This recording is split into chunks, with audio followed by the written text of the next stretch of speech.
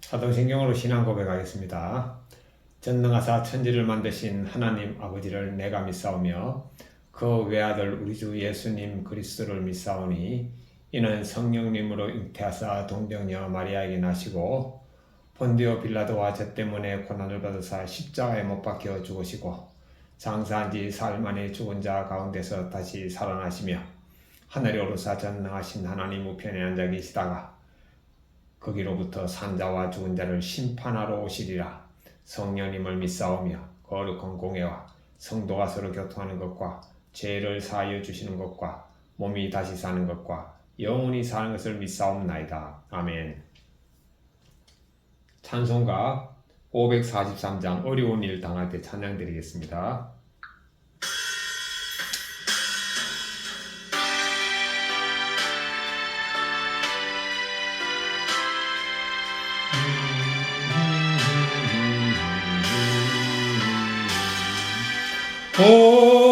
어려운 일 당할 때 나의 믿음 적으나 의지하는 내 주님 더욱 의지합니다. 세월 지나갈수록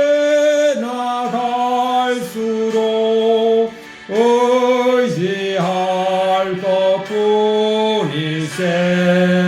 무슨 일을 당해도 예수님 의지합니다. 성령님께서 내 마음 밝히 비춰주시니 인도하심 따라서 주님 의지합니다. 세월 지나갈수록 의지할 것뿐일세. 무슨 일을 당해도 예수님 의지합니다. 밝을 때의 노래와 어두울 때의 기도로 위태할 때 도움을 주님께 간구합니다. 세월 지나갈수록 의지할 것뿐일세. 무슨 일을 당해도 예수님 의지합니다. 생명의 있을 동안에 예수님 의지합니다. 천국 올라가도록 의지할 것뿐일세. 세월 지나갈수록 의지할 것뿐일세. 무슨 일을 당해도 예수님 의지합니다.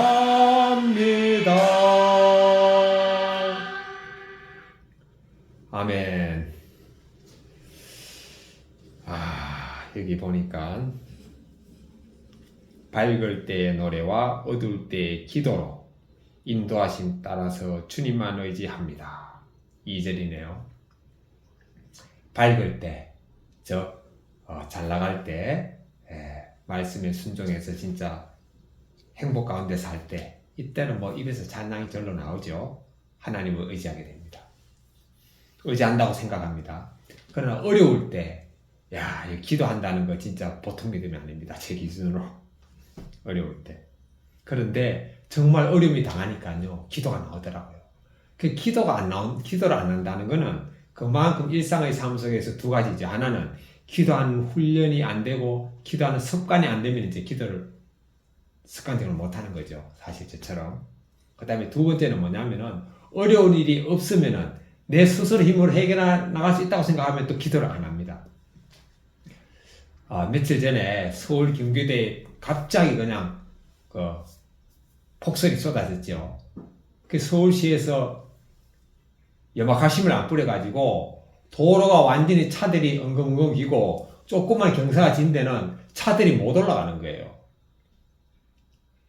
근데 저는 이제 한남대교에서 신라호텔 넘어오는 거기 조금 고개가 있는데 거기에 이제 짐을 싣고 동대문에 배달을 해야 되는데, 야, 감사한 거는 진짜 무거운 짐이 안 실릴게 망정이지, 무거운 실렸으면 무조건 못 올라오는 거죠. 근데 이제 가벼운 짐 실는데도 막 올라가다가 차가 막 못 가는 거예요. 승용차들은 막 길에 서 있더라고요. 그 승용차도 길에 서 있는 상황에서 그야말로 차들 중에 제일 어리냐, 제일 약하고, 제일 가볍고, 제일 값싼 다마스가 올라가려기 얼마나 힘듭니까? 야, 그래 막 차가 가다가 막 쓰고 이러더라고요. 못 올라가더라고요. 그러니까 기도가 저절로 나옵니다. 기도가. 하나님 아버지, 좀 이거 배달해야 됩니다. 그때 밤 벌써 9시간 넘어갔죠. 배달해야 됩니다. 좀 올라가게 해주세요. 진짜 간절히 기도하면서 그야말로 올라오고, 핸들이 똑바로 해서 안 되면 약간 옆으로 비틀면서, 또 보니까 그 길 중앙에는 또 차들이 다니면서 좀 미끄러우니까 눈이 이제 다져져 가지고 미끄러우니까 그 옆에 갓길을 보니까 아직 눈이 있는 데가 좀 있더라고요. 그런 데는 좀 덜 할 것 같아 가지고 그것도 하나님이 지혜 주신 거죠. 갓길로 해 가지고 그래도 그 거리를 올라갔습니다. 결론, 진짜 어려우면은 기도한다. 그리고 기도 안 한다는 거는 뭐냐? 어렵지 않다는 점. 주여. 또 어렵지 않아도 정말 하나님이 제 주인이라는 게 믿어지면은 정말 기도하는 거죠. 그런데 기도 안 하는 건, 안 하고 사는 건 뭐냐? 하나님이 제 주인임이 머리로는 믿어지는데 아직 마음까지 온몸으로 믿어지지, 덜 믿어지기 때문입니다. 안 믿는다 그러면 안 되고 덜 믿어지기 때문에. 주님, 오늘 하나님의 말씀 예레미야 44장 1절부터 44장 1절부터 마지막 절까지 보겠습니다. 마지막 절 30절까지입니다. 애굽 땅에 사는 모든 유다 사람 곧 믹돌과 다바네스와 놉과 바드로스 지방에 사는 자에 대하여 하나님의 말씀이 예레미야에게 임하니라. 이르시되 만군의 여호와 이스라엘의 하나님께서 이와 같이 말씀하시니라. 너희가 예루살렘과 유다 모든 성읍에 내린 나의 모든 재난을 보았느니라. 보라, 오늘 그것들이 항무지가 되었고 사는 사람이 없나니 이는 그들이 자기나 너희나 너희 조상들이 알지 못하는 다른 신들에게 나아가 분향하여 섬겨서 나의 노여움을 일으킨 악행으로 말미암음이라. 내가 나의 모든 종 선지자들을 너희에게 보내되 끊임없이 보내어 이르기를 너희는 내가 미워하는 이 가증한 일을 행하지 말라 하였으나 그들이 듣지 아니하며 귀를 기울이지 아니하고 다른 신들에게 여전히 분향하여 그들의 악에서 돌이키지 아니하였으므로 나의 분과 나의 노여움을 쏟아서 유다 성읍들과 예루살렘 거리를 불살랐더니 그것들이 오늘과 같이 폐허와 항무지가 되었느니라. 만군의 하나님 이스라엘의 하나님 여호와께서 이와 같이 말씀하셨느니라. 너희가 어찌하여 큰 악을 행하여 자기 영혼을 해하며 유다 가운데에서 너희와 너 남자와 여자와 아이와 젖 먹는 자를 멸절하여 남은 자가 없게 하려느냐.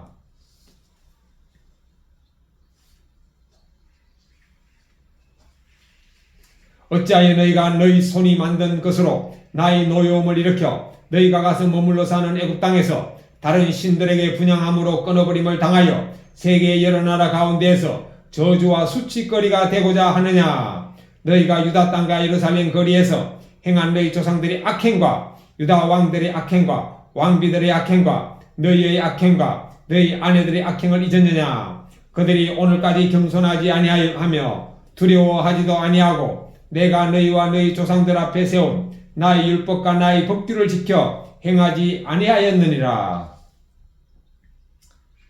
11절입니다. 그러므로 만군의 여호와 이스라엘 하나님께서 이와 같이 말씀하시니라.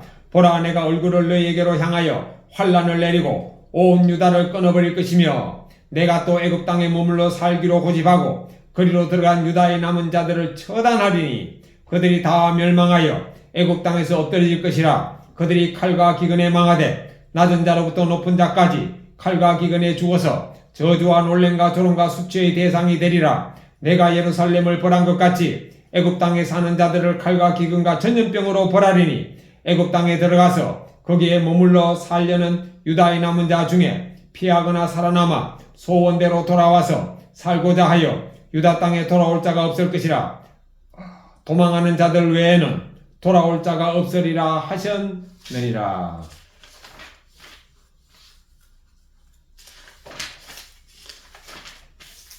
15절입니다. 그리하여 자기 아내들이 다른 신들에게 분향하는 줄을 아는 모든 남자와 곁에 섰던 모든 여인 곧 애굽 땅 바드로스에 사는 모든 백성의 큰 무리가 예레미야에게 대답하여 이르되 너가 여호와의 이름으로 우리에게 하는 말을 우리가 듣지 아니하고 우리 입에서 낸 모든 말을 반드시 실행하여 우리가 본래 하던 것 곧 우리와 우리 선조와 우리 왕들과 우리 고관들이 유다 성읍들과 예루살렘 거리에서 하던 대로 하늘의 여왕에게 분향하고 그 앞에 전제를 드리리라. 그때는 우리가 먹을 것이 풍부하며 복을 받고 재난을 당하지 아니하였더니 우리가 하늘의 여왕에게 분향하고 그 앞에 전제 드리던 것을 패한 후부터는 모든 것이 궁핍하고 칼과 기근에 멸망을 당하였느니라 하며 여인들은 이르되 우리가 하늘의 여왕에게 분향하고 그 앞에 전제를 드릴 때에 어찌 우리 남편의 허락이 없이 그의 형상과 같은 과자를 만들어 놓고 전제를 드렸느냐 하는지라. 예레미야가 남녀 모든 무리 곧 이 말로 대답하는 모든 백성에게 일러 이르되 너희가 너희 선조와 너희 왕들과 고관들과 유다 땅 백성이 유다 성읍들과 예루살렘 거리에서 분향한 일을 여호와께서 기억하셨고 그의 마음에 떠오른 것이 아닌가. 여호와께서 너희 악행과 가정한 행위를 더 참을 수 없으셨으므로 너희 땅이 오늘과 같이 황폐하며 놀램과 저주거리가 되어 주민이 없게 되었나니 너희가 분향하여 여호와께 범죄하였으며 여호와의 목소리를 순종하지 아니하고 여호와의 율법과 법규와 여러 증거대로 행하지 아니하였으므로 이 재난이 오늘과 같이 너희에게 일어났느니라. 예레미야가 다시 모든 백성과 모든 여인에게 말하되 애굽 땅에서 사는 모든 유다 사람이여 여호와의 말씀을 들으라. 만군의 여호와 이스라엘의 하나님께서 이와 같이 말씀하시되 너희와 너희 아내들이 입으로 말하고 손으로 이루려 하여 이르기를 우리가 서원한 대로 반드시 이행하여 하늘의 여왕에게 분향하고 전제를 드리리라 하였은즉 너희 서원을 성취하며 너희 서원을 이행하라 하시느니라. 그러므로 애굽 땅에서 사는 모든 유다 사람이여 여호와의 말씀을 들으라. 여호와께서 말씀하시되 보라 내가 나의 큰 이름으로 맹세하였은즉 애굽 온 땅에 사는 유다 사람들의 입에서 다시는 내 이름을 부르며 주 여호와의 살아계심을 두고 맹세하노라 하는 자가 없으리라. 보라 내가 깨어있어 그들에게 재난을 내리고 복을 내리지 아니하리니 애굽 땅에 있는 유다 모든 사람의 칼과 기근에 망하여 멸절되리라. 그런즉 칼을 피한 소수의 사람이 애굽 땅에서 나와 유다 땅으로 돌아오리니 애굽 땅에 들어가서 거기에 머물러 사는 유다의 남은 모든 남은 자가 내 말과 그들의 말 가운데서 누구의 말이 진리인지 알리라. 여호와의 말씀이니라. 내가 이곳에서 너희를 벌할 표징이 이것이라. 내가 너희에게 재난을 내리라 한 말이 반드시 이루어질 것을 그것으로 알게 하리라. 보라 내가 유다의 시드기야 왕을 그의 원수 곧 그의 생명을 찾는 바벨론의 느부갓네살 왕의 손에 넘길 것 같이 애굽의 바로 호보라 왕을 그의 원수들 곧 그의 생명을 찾는 자들의 손에 넘겨주리라. 여호와께서 이와 같이 말씀하셨느니라. 아멘. 오늘 말씀의 결론부터 간단하게 말씀드리면 이스라엘 백성들이 예레미야가 전하는 하나님의 말씀을 거역하고 하나님께서는 유다 땅을 떠나지 말고 거기서 바벨론 왕의 지배를 받으며 살라는 그것을 이들이 거부하고 애굽 땅으로 피난을 합니다. 거기서 가서 사는 거죠. 거기서 사는 것에 대해서 하나님께서는 예레미야에게 다시 말씀합니다.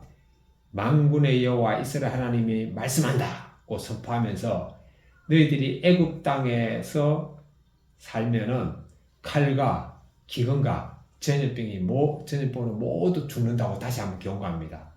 애굽 땅을 도망쳐서 나오는 사람은 다시 생명을 얻을 수 있다. 이렇게 말씀을 전하지만 애굽 땅으로 피신해간 이스라엘 백성들은 자기들이 하나님을 섬길 때는 가난했고 하늘 여왕을 섬길 때는 배부르고 평안했다 라고 하면서 예레미야의 말을 듣지 않습니다. 그것이 바로 오늘의 말씀의 내용입니다. 자, 구체적으로 살펴보겠습니다. 1절부터 6절까지 보겠습니다. 애굽 땅에 사는 모든 유다 사람 곧 믹돌과 다바네스와 노과 바드로스 지방에 사는 자에 대하여 말씀이 예레미야에게 임하니라. 이르시되 만군의 여호와 이스라엘 하나님께서 이와 같이 말씀하시니라. 너희가 예루살렘과 유다 모든 성읍에 내린 나의 모든 재난을 보았느니라. 보라, 오늘 그것들이 황무지가 되었고 사는 사람이 없나니 이는 그들이 자기나 너희 조상들이 알지 못하는 다른 신들에게 나아가 분향하여 섬겨서 나의 노염을 일으킨 악행으로 말미암음이라. 내가 나의 모든 종 선지자들을 너희에게 보내되 끊임없이 보내어 이르기를 너희는 내가 미워하는 이 가증한 일을 행하지 말라 하였으나 그들이 듣지 아니하며 귀를 기울이지 아니하고 다른 신들에게 여전히 분향하여 그들의 악에서 돌이키지 아니하였으므로 나의 분과 나의 노염을 쏟아서 유다 성읍들과 예루살렘 거리를 불살랐더니 그것들이 오늘과 같이 폐허와 황무지가 되었느니라. 예레미야가 유다 애굽 땅에 사는 유다 백성들에게 하나님의 말씀을 선포합니다. 하나님의 말씀은 이스라엘 백성들이 유다 땅에서 하나님을 섬기지 않고 다른 신들을 섬겨서 하나님께서 분노해서 이스라엘 백성들을 멸망시켰고 예루살렘 거리를 황무지가 되게 했고 사람이 살지 못하는 곳으로 만들었다는 거죠. 그러면서 하나님께서 가장 미워하는 죄가 뭐냐? 바로 우상을 섬기는 죄입니다. 그러면은 하나님이 왜 하나님이 아닌 다른 신들을 섬기는 죄를 가장 미워할까? 그걸 제가 오늘 아침에 생각해 보니까요. 하나님이 아닌 다른 신을 섬기면은요, 하나님의 말씀을 100% 불순종하는 거더라고요. 예. 하나님을 섬기지 않고 다른 신을 섬기면서 하나님의 말씀을 순종한다? 이건 완전히 불가능한 거죠. 그 세계가 완전히 다른 거예요. 하나님을 섬기는 세계가 있고, 하나님을 섬기지 않는 세계가 있습니다. 그래서 이 세상 둘로 쫙 갈라졌습니다. 예. 겉으로는 모르죠. 그러나 영적으로는 지금 유대인이 살던 당시에 예레미야가 지금 하나님의 말씀을 선포하는 당시나 지금 이 시대나 똑같은 건 뭐냐면은 하나님을 섬기는 세력이 있고 하나님을 섬기지 않고 다른 신들을 섬기는 세력이 있습니다. 하나님을 섬긴다는 사람들 중에서도 하나님의 말씀을 또 순종하는 사람들이 있고 불순종하는 사람들이 있어요. 그런데 하나님을 섬기는 사람들 중에서는 불순종한다 그래도 그 마음속 한 구석에 뭐가 있죠? 하나님의 말씀에 순종해야 되는데 이게 남아 있습니다. 그리고 불순종한다 그래도 100% 불순종하지 않잖아요. 하나님을 일단은 섬기는 사람들은. 그런데 하나님을 섬기지 않고 다른 신을 섬기는 사람들은 이거 완전히 100% 불순종이에요. 100% 불순종. 그러니까 하나님께서 제일 중요한 게 뭐로 보는가 하면은 하나님을 믿느냐 다른 신을 믿느냐 이겁니다. 이거. 그래서 십계명에도 왜 나 외에는 다른 신을 섬기지 말라 제1계명이 나옵니까? 자, 십계명 한번 보겠습니다. 십계명. 자, 십계명에 보면은 십계명. 자, 성경 제게 나오죠.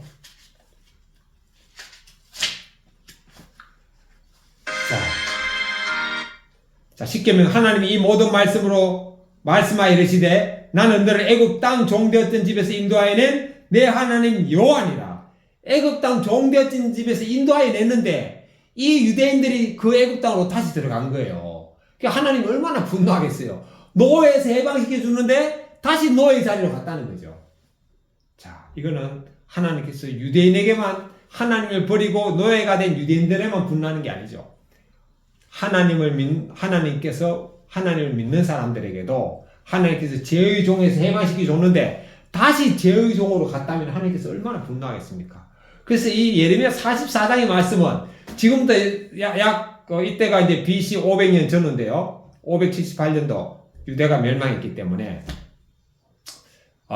이제 그 578년도 전후죠. 그러니까 578 더하기 2500, 지금 2200년도이기 때문에, 2025년이기 때문에, 2570,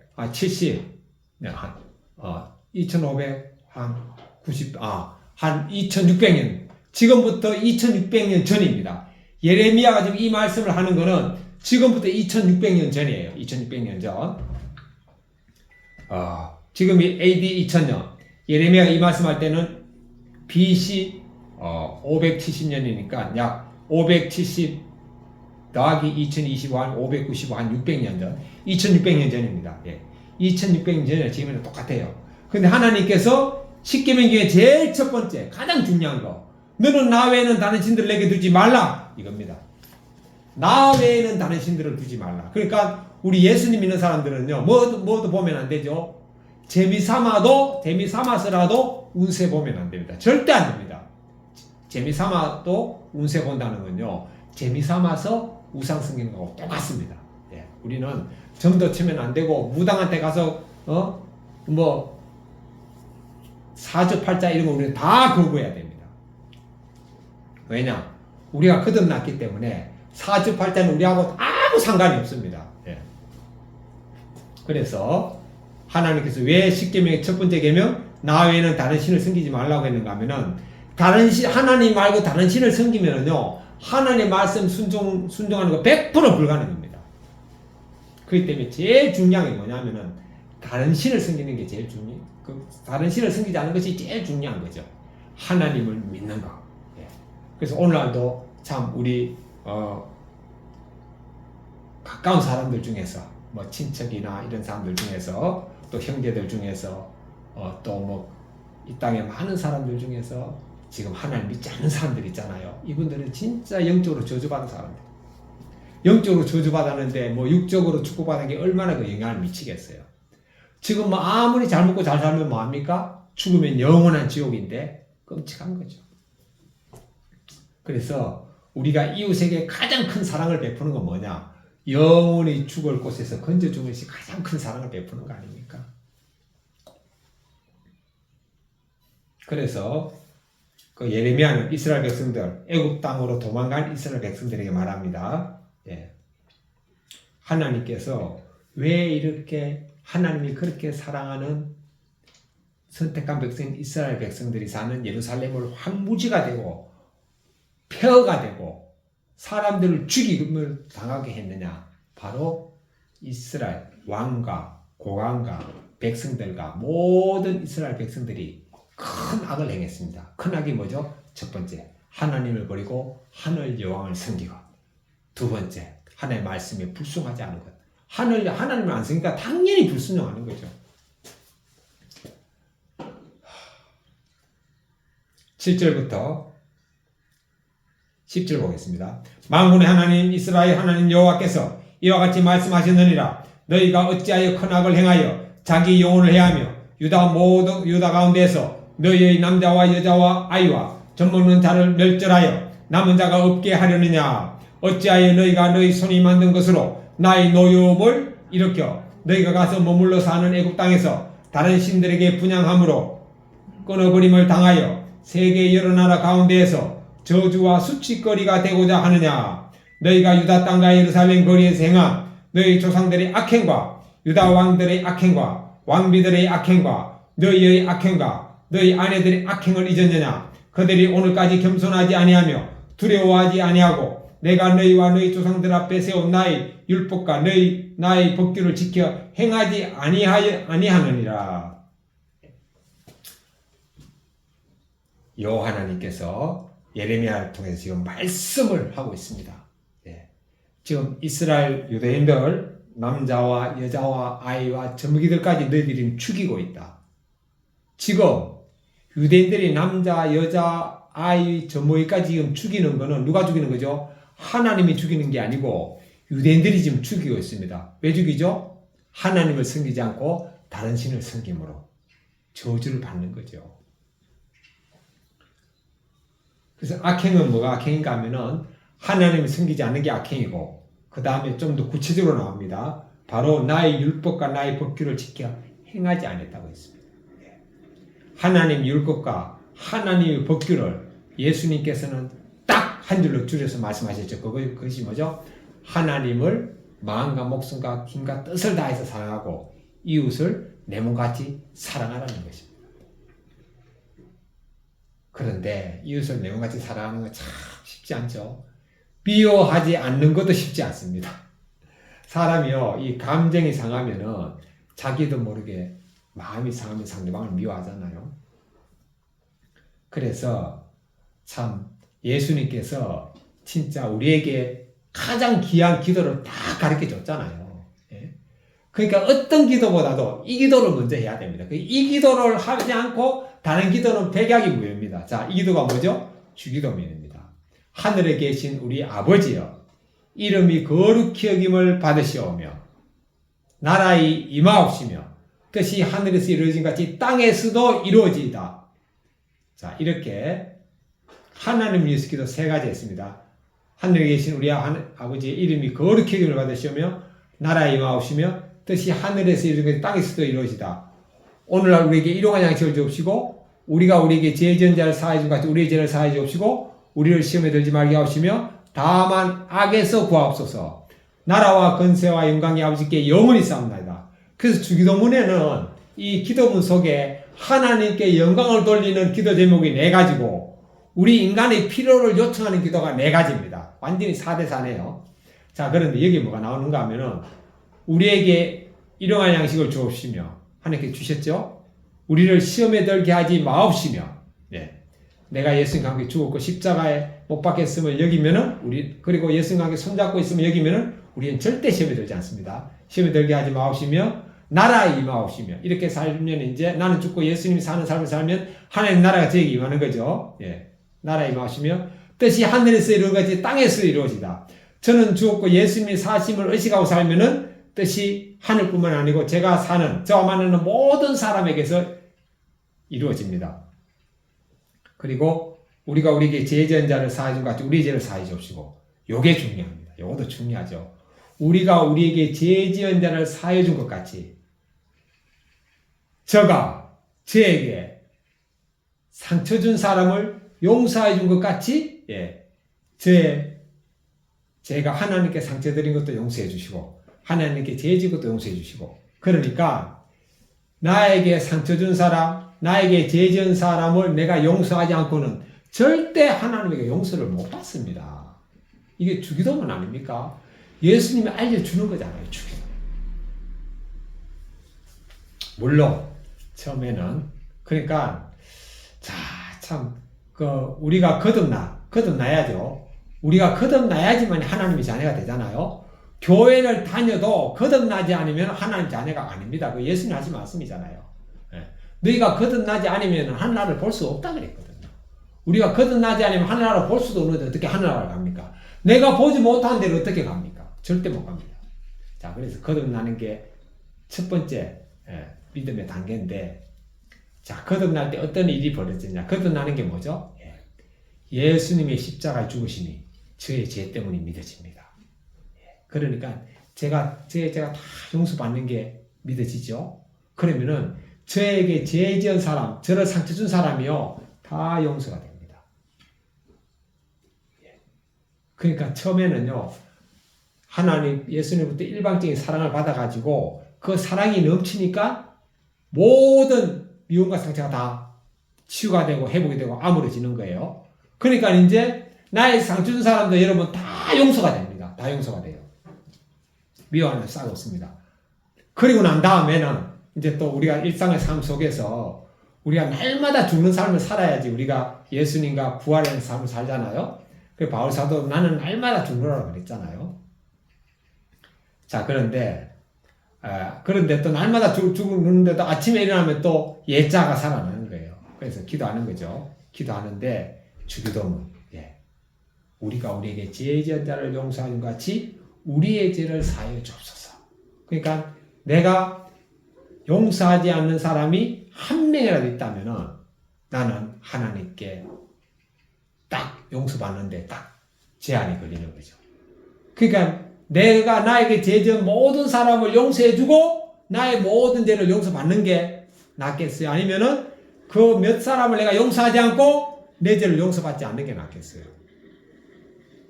답은 이미 나온 거죠.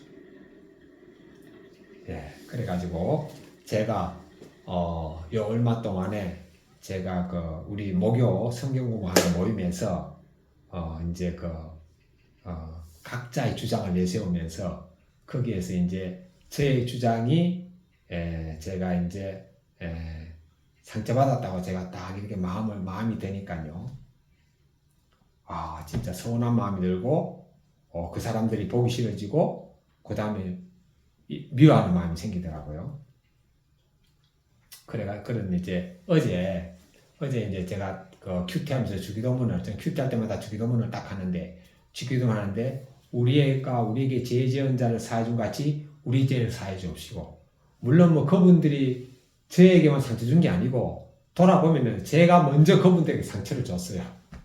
제가 선을 넘는 말도 하고 막 이렇게 해버렸죠. 그분들도 사람이니까 화가 나는 거죠. 예. 그래가지고 이제 저한테도 하고. 그래서 그러니까 우리가 인간관계 속에서 서로 미워하는 관계가 되고 이랬다는 거는요. 어느 한쪽 일방만 잘못한 건 아니죠. 예. 아무리 내가 잘했다 그래도 내가 잘못한 부분도 반드시 있습니다. 그렇게 해서 이 문제 해결해야 되겠다. 내가 용서를 구하는 전화를 해야 되겠다. 해가지고 제가 전화를 드렸습니다. 두 분한테 전화를 드리고 용서를 구하고, 그분들도 제 전화 받고 또 좋아하잖아요. 서로가. 그렇게 했는데, 그래서 느끼는 게 뭐냐면은, 저는 신학대학원 다닐 때, 교수님한테 들었는지 제 동기들한테 들었는지 모르겠는데 영락교회 한경지 목사님은 교회 일을 처리할 때 이제 찬성하는 분도 있고 반대하는 분도 있잖아요. 그럼 반대하는 분이 한 명이라도 있으면은요 그 일을 진행을 안 했다 그러더라고요. 절대 다수결의 원리에서 일을 처리하지 않았다고 합니다. 저는 그때 들었을 때는 그게 그런 모양이 그것도 뭐 좋은 방법이겠다 이런 생각했는데요. 제가 이제 이번에 저하고 이제 의견이 다른 몇몇 분과의 그 관계를 통해서 제가 뭘 느꼈는가 하면은 그렇구나. 이제 한진희 목사님이 왜 진짜 한 명이라도 반대하면은 일을 처리 안 했다는 걸 제가 이제 깊이 제가 공감이 되더라고요. 그리고 저도 하나 배웠습니다. 앞으로 저도 제가 어떤 한 모임에 들어가거나 아니면 우리 이제 형제들이 모임, 명렬한 가족 모임에 있어서 단 한 명이라도 반대하면은 저는 진행을 안 할 겁니다. 왜냐하면은요, 그걸 다수결로 해버리잖아요. 그럼 반대하는 사람은 자기가 반대인데도 불구하고 그게 처리가 되면은요, 마음에 뭐가 생기죠? 상처와 분노가 생깁니다. 차라리 그거를 늦게 하거나, 아니 차라리 안 하더라도 사람이 마음에 상처를 주는 일을 하면 안 되겠다. 그리고 아무리 일이 중요하다 그래도 사람보다 더 중요한 건 아니잖아요. 그리고 반대하는 사람도 시간을 두고 이제 좀 기다리고 또 이렇게 설명하다 보면은 그리고 또 자기 하나 때문에 이 일이 진행 안 된다 그러면은 사람들은 다 생각이 있잖아요. 저분들이 나 때문에 계속 기다려 주는구나 하면 미안해서라도 자기도 이제 같이 동참하게 되는 거 아닙니까? 이렇게 해가지고 정말 일보다 더 중요한 것은 바로 사람의 마음이구나. 이걸 제가 깨달았습니다. 그래서 저는 이번 일을 겪으면서 제가 아주 소중한 것을 배웠습니다. 그 다음 11절부터 14절 보겠습니다. 그러므로 만군의 여호와 이스라엘 하나님께서 이와 같이 말씀하시니라. 보라, 내가 얼굴을 너희에게로 향하여 환란을 내리고 온 유다를 끊어버릴 것이며 내가 또 애굽 땅에 머물러 살기로 고집하고 그리로 들어간 유다의 남은 자들을 처단하리니 그들이 다 멸망하여 애굽 땅에서 엎드릴 것이라. 그들이 칼과 기근에 망하되 낮은 자로부터 높은 자까지 칼과 기근에 죽어서 저주와 놀림과 조롱과 수치의 대상이 되리라. 내가 예루살렘을 벌한 것 같이 애굽 땅에 사는 자들을 칼과 기근과 전염병으로 벌하리니 애굽 땅에 들어가서 거기에 머물러 살려는 유다의 남은 자 중에 피하거나 살아남아 소원대로 돌아와서 살고자 하여 유다 땅에 돌아올 자가 없을 것이라. 도망치는 자들 외에는 돌아올 자가 없으리라 하셨느니라. 지금 예레미야가 세 번째 만군의 여호와 이스라엘 하나님 여호와께서 이같이 말씀하셨다고 하면서 세 번째 말씀합니다. 하나님께서 이스라엘 백성들이 하나님은 다른 신을 섬기니까, 그리고 또 하나님의 말씀에 불순종하고 사니까 하나님께서 이스라엘 백성들이 벌을 내렸어요. 그 벌이 뭐죠? 이스라엘 유다 백성들은 바벨론 왕의 점령을 받아가지고 바벨론 왕에게 복종하면서 너희들이 제 값을 치르라는 거죠. 예레미야가 이것을 선포했어요. 그런데 이스라엘 백성들이 거기에 거부하다가 결국 왕도 비참하게 죽임을 당하고 또 이스라엘 백성도 뿔뿔이 흩어진 거죠. 지금 어디까지 가는가 하면은 하나님이 노예에서 해방시킨 애국까지 지금 도망갔습니다. 하나님께서 분노해가지고 하나님이 벌을 내렸으면 그 벌을 받아야 되거든요. 근데 그걸 피해서 갔다는 거예요. 그래가지고 분노해가지고 애국에 도망간 모든 사람들은 칼과 기근과 전염병에 죽을 것이다. 단 애국에서 도망쳐 나온 사람들은 그나마 살 수 있다. 라고 마지막 또 기회를 주시는 거죠. 예. 자, 이것은 지금부터 2600년 전의 일이지만 오늘날도 똑같습니다. 우리가 인생을 살다 보면은 하나의 말씀에 불순종하며 살 때가 많죠. 그래가지고 하나님이 그에 따라서 사람과 환경을 통해서 하나님께서 벌을 내립니다. 그러면은요, 어렵죠. 힘들죠. 고통이죠. 그것이 뭐 가난일 수도 있고 질병일 수도 있고 부부관계 악화일 수도 있고 부모 자식 간에 뭐 갈등일 수도 있고 많습니다. 예. 그러면은 그런 환경이 고통스럽더라도 그걸 갖다가 뭐 인간의 방법은 뭐죠? 이혼하는 거잖아요. 아닙니다. 우리는 그 고난의 과정을 견뎌야 되죠. 고난의 과정을 당해야 됩니다. 고난의 과정을 우리는 지나가야 됩니다. 하나님이 내리시는 그 고난의 과정을 우리는 통과해야 됩니다. 왜? 다 나로부터 생긴 것이기 때문이죠. 그런데 요새는 세상의 가치관은 뭡니까? 아이고 싫으면 이혼해라. 싫은 사람은 어떻게 사느냐? 이게 세상의 가치관이죠. 그러나 하나님을 믿는 사람들은 이혼은 불가합니다. 왜냐? 하나님께서 뭐라 그랬죠? 하나님이 짝지어줬다 그랬어요. 예, 하나님 짝지어줬다. 뭐 내가 예수님을 믿지 않았을 때 결혼했던, 예수님을 믿고 난 다음에 결혼했던, 하나님이 짝지어준 겁니다. 내가 이 땅에 태어난 것도, 내가 예수를 믿는 사람으로 태어났던, 부모님 믿지 않았던 상관없이 하나님이 계획이 있어서 내가 이 땅에 태어났습니다. 그 결혼도 하나님이 짝지어준 거예요. 그래서 하나님께서 뭐라고 표현했죠? 둘이 한 몸이라고 했습니다. 이혼은 뭡니까? 그 한 몸 둘로 가르는 거예요. 죽음입니다, 그거. 그러니까 세상의 가치관은 이혼해서 새 삶을 찾으라고 하지만 성경은 분명히 이혼을 허락하지 않습니다. 딱 한 군데 허락합니다. 예, 배우자가 간음했을 때, 그럴 때는 이혼할 수도 있어요.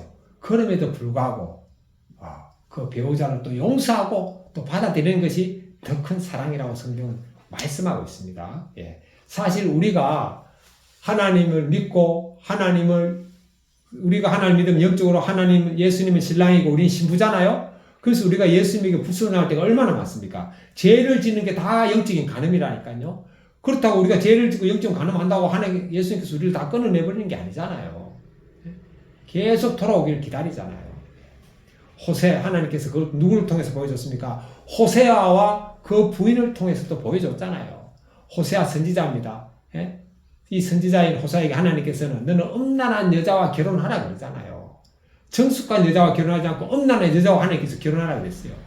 왜? 호세아와 그 음란한 여자와의 관계를 통해서 하나님께서 얼마나 이스라엘을 사랑하는지를 보여주기 위해서 음란한 여자와 결혼하니까 이 여자가 또 도망가서 또 다른 남자와 살잖아요. 또 데리고 오라 그럽니다. 또 같이 살아라고 합니다.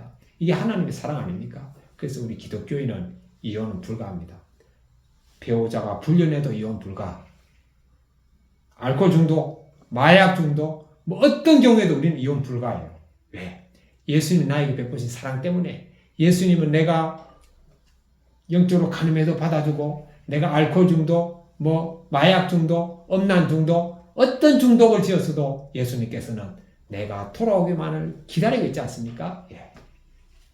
마찬가지로 우리가 그런 사랑을 입은 사람이기 때문에 우리는 배우자의 그런 어려움도 우리는 하나님께서 나에 주신 연단의 훈련과 고난의 기한을 생각하고 우리는 묵묵히 견뎌나가야 되는데 이것을 가장 탁월하게 하는 교회를 저는 발견했습니다. 제가 알고 있는 경험과 기준 속에서는 바로 우리들 교회입니다.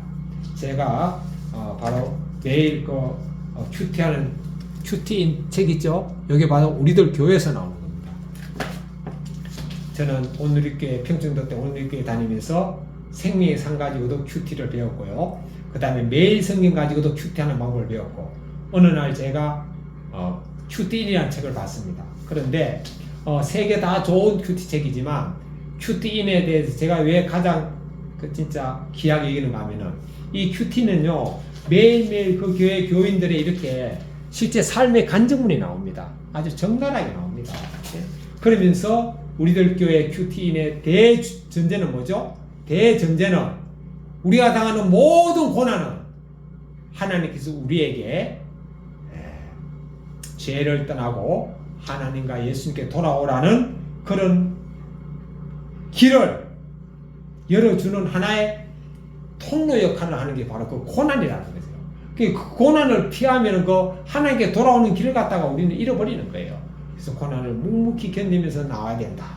그러니까 모든 고난을 하나님 나에게 주신 그 훈련의 기회로 받아들입니다. 배우자가 불륜해도 보통 기독교인도 요새 다 배우자 불륜하면 막 이혼하려고 그래요. 또 이혼한 사람도 많고. 그런데 여기는 안 그렇습니다. 배우자가 불륜해도 하나님이 배우자의 불륜을 통해서 나를 더 하나님을 믿고 예수를 믿고 나를 바른 신앙하게 하기 위해서 지금 저 배우자는 나 때문에 지금 고생하는구나 이렇게 가르친다니까요. 얼마나 놀랍습니까 여러분. 이게 바로 이웃을 내몸같이 사랑하는 거 아닙니까? 불륜하는 배우자를 내몸같이 사랑하는 거고 중독으로 고통받는 배우자를 내몸같이 사랑하는 거잖아요. 그래서 이스라엘 백성들은 자기들이 나라가 망하기 전에 우상 섬김으로 하나님께서 그에 대한 응징으로 바벨론에게 망하게 했는데 그러면서 하나님께서는 망하게 했지만 살 길을 열어주셨죠. 바벨론에게 복종하고 살아라.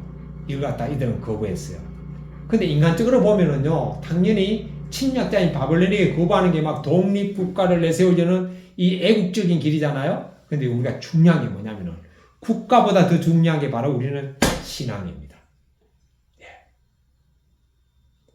우리가 하나님을 믿지 않는다면은 국가가 가장 중요하죠. 왜냐? 자유민주 국가 속에서 우리는 소속되어 있기 때문에. 그러나 국가가 하나님의 말씀에 반하는 것을 요구한다면 우리는 과감하게 우리는 국가 정책에 우리를 거부해야 됩니다. 국가보다 더 위에 있는 게 뭐죠? 하나님 나라입니다. 국가는 이 땅에 사는 일정한 기간, 제한된 기간을 우리에게 영향을 미치지만 하나님 나라는 이 땅뿐만 아니고 영원한 시간을 우리에게 영향을 미치는 거죠. 그래서 국가보다 우선한 게 뭐냐? 하나님 나라다. 그래서 국가 정책이라고 무조건 따라가면 안 되죠. 그래서 우리나라가 지금 저출산 때문에 나라가 지금 외국인들이 보기에는 대한민국은 소멸하는 국가라고 그러잖아요. 지금 농촌에 사람이 없으면 그 농촌은 소멸하잖아요, 지금. 근데 그게 이제 어디에서 왔습니까? 완전히 인간적인 가치관에서 온 거잖아요. 하나님을 사람을 만들고 난 다음에 제일 첫 번째 주신 축복이 뭐죠? 생육하고 번성하여 땅에 충만하라 그랬잖아요. 그 생육하고 번성하라 그랬는데 번성은 뭐예요? 자녀를 많이 낳으라는 거잖아요. 근데 지금 자녀를 안 놓거나 적게 낳잖아요. 이것이 뭡니까? 하나의 말씀의 정면으로 거역되는 겁니다. 이 기독교인들도 지금 똑같이 세상 가치관대로 살거든요. 세상 사람들은 1명, 2명 놓을 때 기독교인은 3명, 4명, 5명, 6명 낳아야 돼요. 실제로 하나님을 믿는 유대인들은 어떻게 낳습니까? 자녀를 막 놓잖아요. 5명, 6명. 그러니까 우리 유대인들 보면 우리 부끄러워해야 됩니다. 예수님 믿는다고 뭐 잘난 체 할 게 전혀 없어요. 예수님 믿으면 더 하나님의 말씀에 순종해야 되잖아요. 예수님 믿는다고 하면서 하나님의 말씀에 더 불순종하는데 우리가 잘난 게 뭐가 있습니까? 유대인들은 예수를 믿지 않지만 하나님의 말씀에 순종을 우리보다 더 잘합니다. 생육하고 번성하여 애를 우리보다 훨씬 더 많이 놓습니다. 그리고 자녀들이 하나님의 말씀을 철저하게 훈련하잖아요. 그거는요, 그 목사 역할을 하는 랍비가 유대인 자녀들을 성경으로 교육하는 게 아니라니까요. 그건 아버지가 아들에게 성경을 교육합니다. 쉐마 신명기 6장 4절 9절 이스라엘에 들으라 하면서 하나님께 하신 말씀이죠. 신명기 6장 4절 9절 한번 보겠습니다. 여기는요, 하나님께서 말씀하는 게 뭐냐면은 하나님의 말씀을 누가 가르쳐야 된다고요? 아버지가 가르쳐야 된다고 나와요. 교회 주일학교 교사 가르치는 게 아닙니다.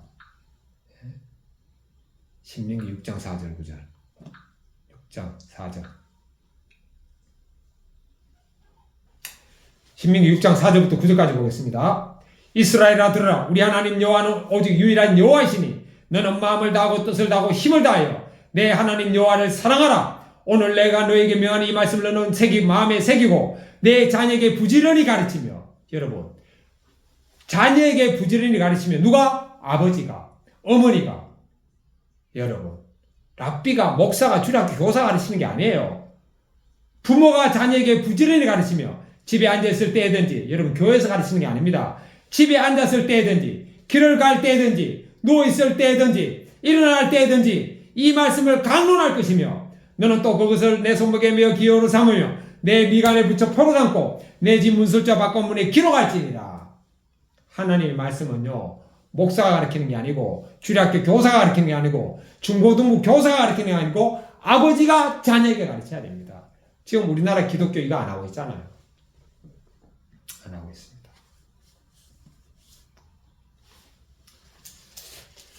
자, 이렇게 하나님의 말씀대로 살아야지만이 고난과 하나님의 벌을 주면 그 벌을 우리가 겸손하게 당해야 됩니다, 여러분. 반항하지 말고. 자, 이 말씀과 관계되는 우리 손현선님 큐티인 간증문 한번 같이 나누겠습니다.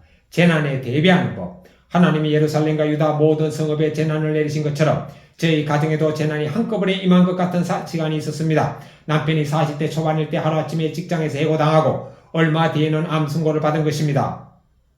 40대 초반에 해고와 암 선고네요. 전업주부로 세 잔을 키우던 저는 남편이 건재하지 않을 수도 있다는 현실에 공포심을 느꼈습니다. 그러면서 주일이 대목인 학원가에서 10년간 주일 성수하며 성실히 일한 남편에게 왜 이런 일이 일어났지 하는 원망이 생겼습니다. 거무려 저는 딸의 교회 선생님으로부터 따님이 겉보기엔 모범생이나 실제로는 문제아이예요 라는 말씀을 들었습니다. 하지만 저는 그 말에 심히 반발심이 들으려 하지 않았습니다. 그러자 얼마 후 딸이 학교에서 따돌린 친구의 어머니가 저를 찾아오셨습니다. 그제야 저는 제가 하나님의 끊임없는 경고를 듣지 않는 완고한 자임을 깨달았습니다. 돌아보면 저는 딸이 험난한 세상에서 재난을 덜 겪도록 높은 안전지대에 자식을 두고 싶어 했습니다. 그래서 교육이라는 이름으로 지나치게 간섭하고 조정하다가 딸의 마음에 많은 상처를 주었습니다. 딸은 대학생이 되어서야 상처를 표현하기 시작했고 지금도 저희 모녀는 관계를 회복하고 있습니다. 한편 저희 부부는 잦은 다툼으로 힘들어하다가 공동체의 권면으로 함께 정신과에 가서 우울증 진단을 받고 약을 먹었습니다. 그러자 저는 남편과 지체들의 말이 인정되지 않아 부글거리던 화가 가라앉는 경험을 했습니다. 이제는 재난을 피할 생각만 하며 두려움으로 악수를 두지 않고 겸손히 당하기로 마음먹겠습니다. 그럴 때 주님이 지혜와 용기를 주실 줄 믿습니다. 적용일, 어려운 일을 겪을 때 혼자 결정하지 않고 큐티하며 공동체의 권면에 귀 기울이겠습니다. 적용이 주변에서 쓴 소리를 들으면 큐티 말씀으로 저 자신을 돌아보겠습니다.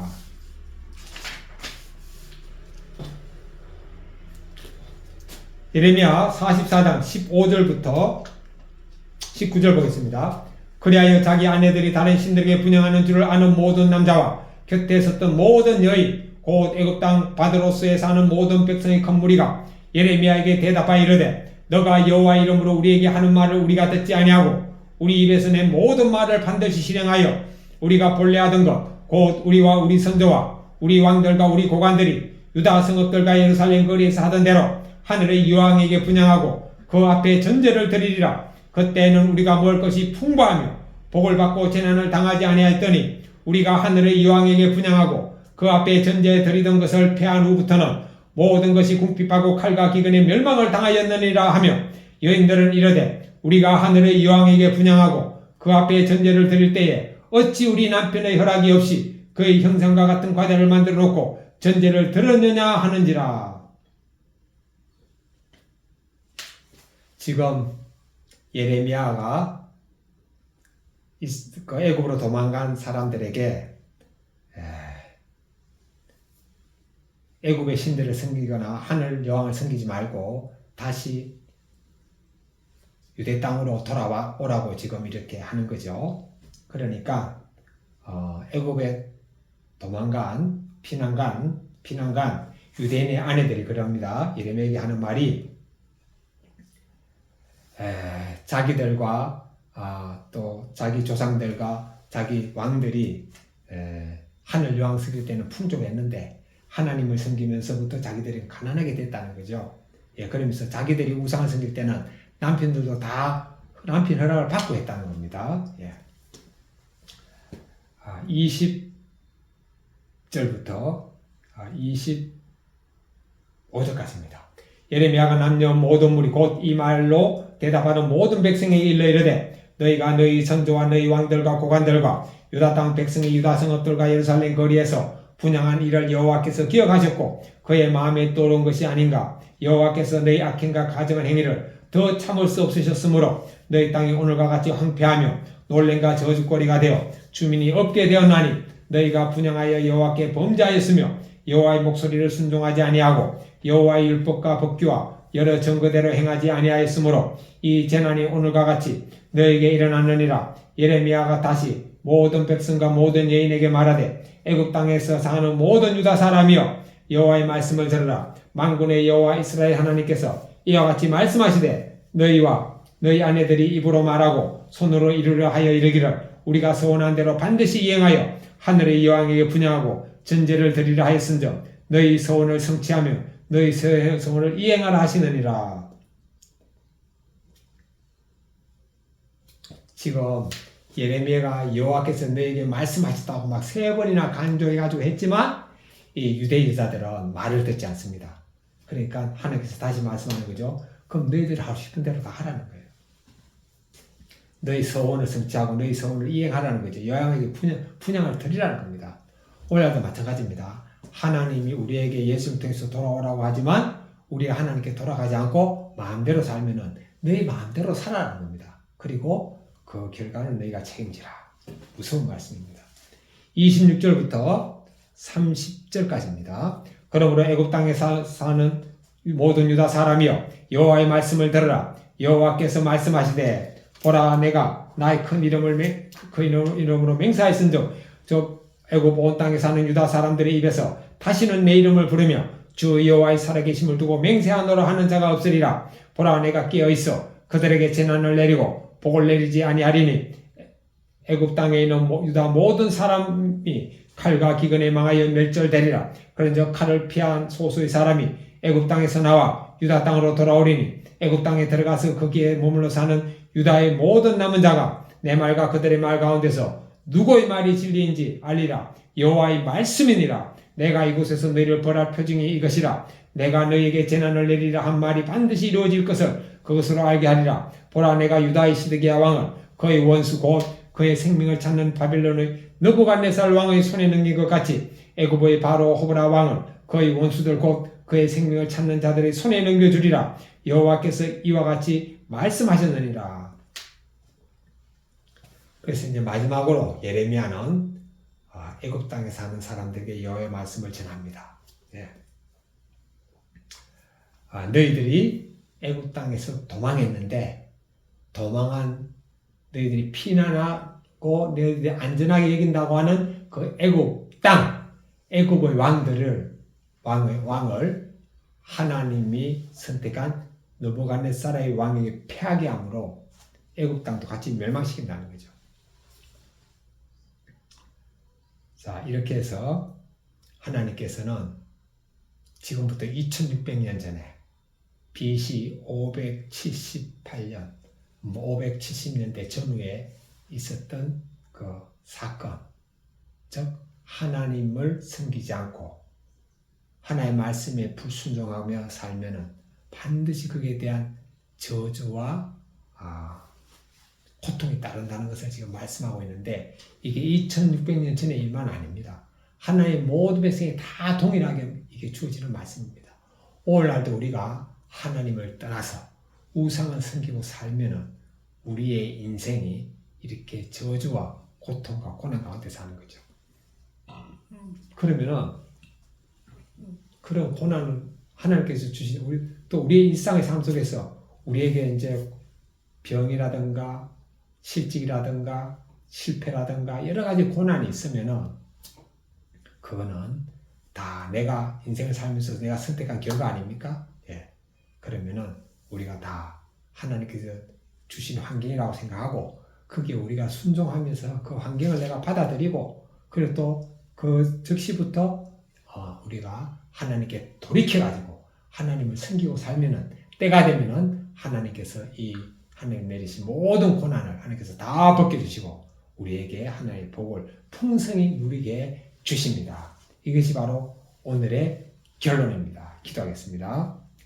거룩하신 하나님 아버지, 지금부터 2600년 전 BC 570년대 전후에 이스라엘 백성들은 하나님께 우상 섬기는 죄를 범했습니다. 그리고 하나님 말씀에 불순종하는 죄를 범했고 겸손하지 않고 교만한 죄를 범했습니다. 이 악행에 대해서 하나님께서는 이스라엘 백성들이 느부갓네살 왕에게 지배당하고 또 거기에서 복종하며 살려고 또 기회를 주었지만 복종하면서 살면서 자신들이 죄를 깨닫고 하나님께 돌아올 기회를 주었지만 또 이스라엘 백성들은 그걸 피해서 또 자기들이 해방되었던 노예로 살았던 그 애굽으로 다시 피난에 가서 사는 것을 보고 하나님께서는 그곳까지 쫓아가 가지고 예레미야를 통해서 다시 하나님께 돌아오라는 그 은혜의 말씀을 전하지만 이런 것을 끝까지 거부하는 것을 봅니다. 하나님 아버지, 오늘 저도 또 이 말씀을 듣는 모든 사람들도 지금 이 순간 내가 하나님을 나의 왕으로 모시고 사는지 여부를 우리가 돌아보고 또 하나님 말씀에 순종하며 사는지 여부를 돌아보고 만약에 그 순종의 길에서 벗어났으면 다시 하나님께 돌아오게 하옵시며 또 그동안 불순종한 걸로 인해서 내가 지금 어려움을 겪고 있다면 그 어려움은 무조건 피하려고만 하지 말고 그 어려움을 내가 묵묵히 견디고 순종하면서 하나님께 돌아오는 삶을 삶으로 결국은 그 어려움이 근본적으로 벗어나고 하나님께 축복받는 삶을 살 수 있도록 도와주옵소서. 지금 이 순간 하나님께 돌아온 것이 바로 복된 길임을 믿습니다. 예수님의 이름으로 기도드립니다. 아멘. 이제는 우리 주 예수님 그리스도의 은혜와 하나님 아버지의 크신 사랑하심과 성령님의 교통하심이 저와 이 말씀을 듣는 모든 사람들 위해 함께 있을지어다. 아멘.